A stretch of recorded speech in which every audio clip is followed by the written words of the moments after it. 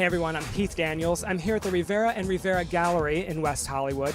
If you've picked up a fashion magazine in the last 25 years, you've no doubt seen what Paris Vogue referred to as the male icon of the century.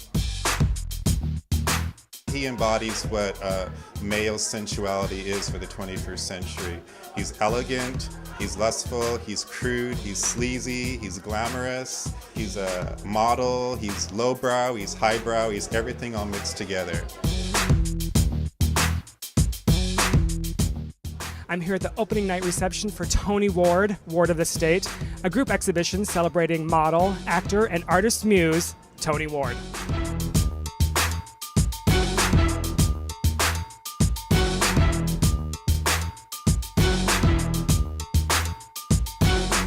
Congratulations, what a phenomenal success. Thank you so much. Yeah. Appreciate that. I heard that Tony was not able to make it this evening, is that true? Well, we don't know exactly where he's at. All I know is his UK cell number is ringing like it's in the United States. So if he shows up, we'll all be very happy. There could be a surprise visit then. Yeah. And that's when everyone mobs him in the middle of the room, I'm sure. I think that could happen. Yeah. How did you pick each person to be involved in tonight's show? Sure. Well, the definitive history is pretty much that most of these guys I've known for at least 20-something years. Okay. And some of the more emerging artists that you just mentioned, Maya Mercer, Ray Turner, even though they are established in their own right, they came into our circle a little bit after the fact. And because of their work is so sensational, I wanted to make sure that they were in the show. Yes, it's a series of photographs that I call the Lady Killers. And it started from me being troubled about gender identity, masculine, feminine hybrids, also inspired by Greek mythology. He has a look that is unlike anybody else's look. I mean, he's incredibly built, obviously, and then he's got this structure. The architecture of his head is amazing. Well, you're sort of an accidental artist in a way, is that fair? You studied psychology in college. Yeah. I know that you like to sort of really explore the psychology of the people you're photographing or you're painting, but it must also be very interesting to come to an event like this and almost see the psychology or trying to understand the psychology of the fans of someone like Tony Ward. Yes, absolutely. I'm glad you brought that up. That was something that went through my mind. What draws people to a show? Obviously, when you're the curator of an event, you want the artwork to speak first and foremost, but it is an interesting dynamic when you have this many people come out to celebrate either on the fan level, whatever it is, whatever his magnetism is, and you have to give credit to the artists too, because they've established themselves. Do you have any future plans for like a touring show of this at all? Absolutely. There's so many artists that could be included in this show. There's so many wonderful artists that still have worked or will work with Tony. So ultimately, yeah, we would love for this show to travel. Your work is all done with spray paint, correct?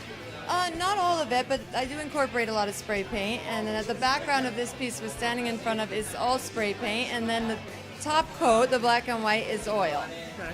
What I love is I saw a bunch of your work on YouTube where you're literally just spray painting on the sides of buildings. Yeah, I did a bunch of Tonys around town at the Antebellum Gallery. And there was one on Venice Beach and one in I think it's Gary Street.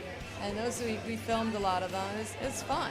I've known Tony for about 15 years, and I have a very interesting relationship with him. It's not professional at all. We've been friends. And so most of the photos that I've taken of him, and there's thousands of them, are really personal. They're not professional poses or anything for advertising. And most of these photos here, they either come from a vacation we took together in Yosemite a few years ago, or a cross-country trip that we took. We drove from Maine to California.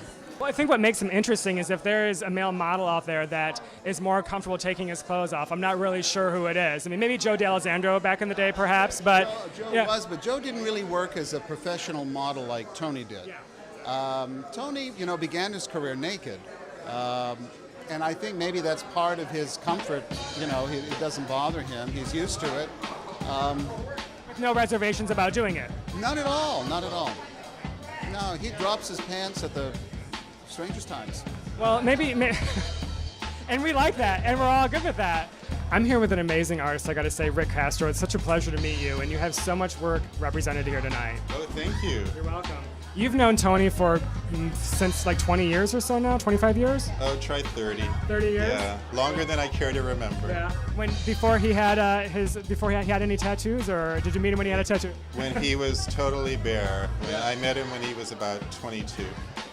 Well, Paris Vogue magazine recently named him the male icon of the century. I said it before that. Okay. I used to say that he was the Joe D'Alessandro of the 90s, but now that's a little bit late. So now he's definitely like to me, he's a 21st century man.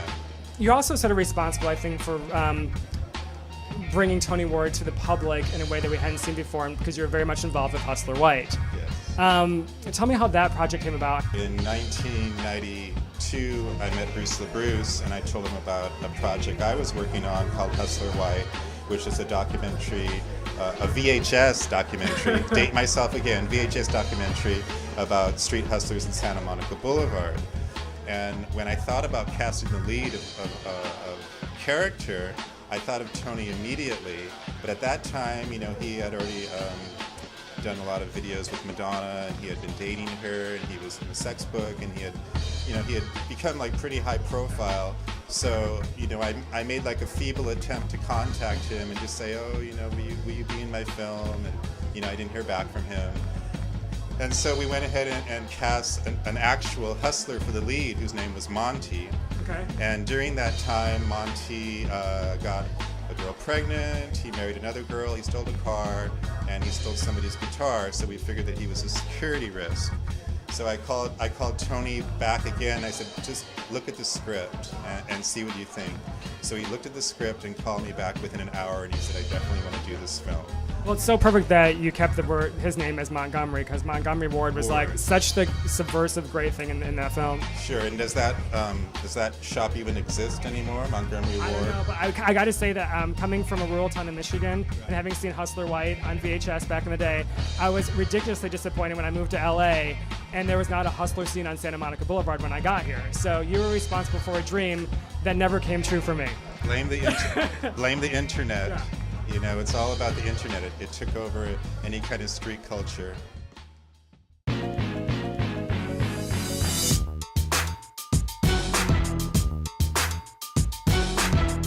Now, as someone who knows him personally, is he like this photograph? For me, yeah.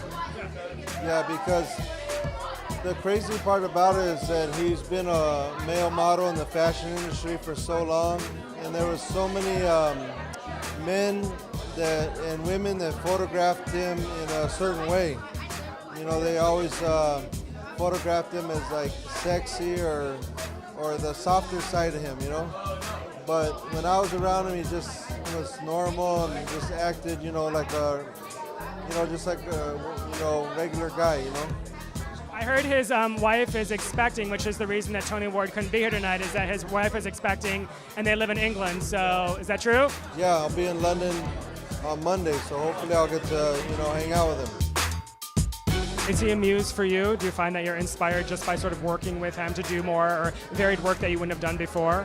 Yeah, Tony's, he's a chameleon, He can transform himself kind of at a moment's notice, and he's one of the few people that have worked as a model, as an artist, and as an actor that can literally transform himself. He certainly appeals to so many different demographics. You have the fashion demographic, you have an artist demographic, you have a huge gay icon that he is. Absolutely.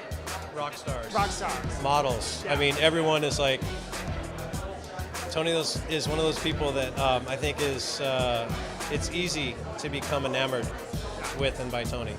I'm Heath Daniels. Make sure you check out Tony Ward, Ward of the State, running right here at the Rivera and Rivera Gallery in West Hollywood. It's going through June 28th. Make sure you check it out.